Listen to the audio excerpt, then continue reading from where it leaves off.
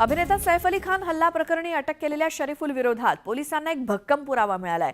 या पुराव्यामुळे शरीफुल याचं सैफ अली खानवरती त्यानंच चाकू हल्ला केल्याचं स्पष्ट झालंय।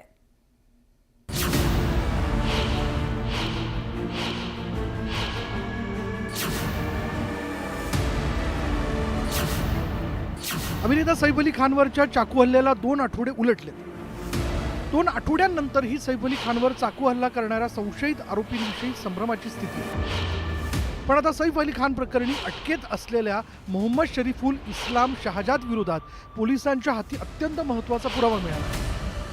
कारण शरीफुलचा चेहरा सीसीटीव्हीतील व्यक्तीशी जुळला, त्यामुळे पोलिसांच्या तपासाला आता वेग मिळणार आहे। शरीफुल इस्लाम शहजाद याला अटक केल्यानंतर सर्वात आधी त्याचं mobile tower location Saif Ali खानच्या घराजवळ आढळलं। दुसरीकडे FRS म्हणजे चेहरा मॅच करणारा एक सॉफ्टवेअर असतो, त्या माध्यमातून जो अहवाल आलाय त्यामध्ये शरीफुल इस्लाम शहजाद आणि सैफ अली खानच्या इमारतीमध्ये सापडलेला जो CCTV कॅमेरा आहे त्यात जो व्यक्ती दिसतोय त्या दोघांचाही चेहरा मॅच झालाय। त्यामुळे पोलिसांच्या हाती आता एक भक्कम पुरावा लागलाय।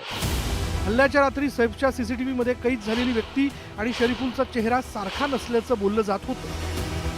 शरीफुलच्या वडिलांनीही CCTV दिसणारा आरोपी आपला मुलगा नसल्याचं सांगत पोलिसांच्या कारवाईवर संशय उपस्थित केला होता।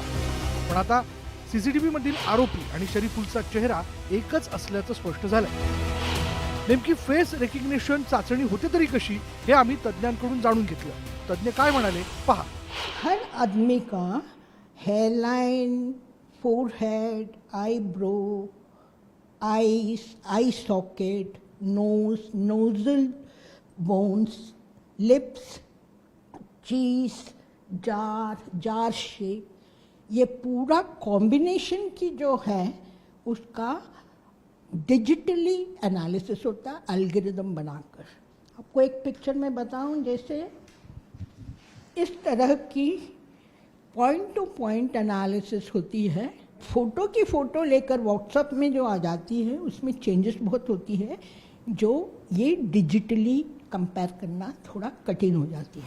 शरीफुल सध्या 14 दिवसांच्या न्यायालयीन कोठडीत आहे। याचा चेहरा CCTV मधील आरोपीशी जुळला असला तरी आता आरोपी शरीफुलचे फिंगरप्रिंट जुळवण्याचं आव्हान पोलिसांसमोर आहे। त्यामुळे सैफच्या घरात सापडलेल्या शेकडो बोटांच्या ठशांमध्ये शरीफुलचे ठसे सापडतात का, हे पाहणं महत्त्वाचं ठरणार आहे। Bureau report, news 18 Lokmat.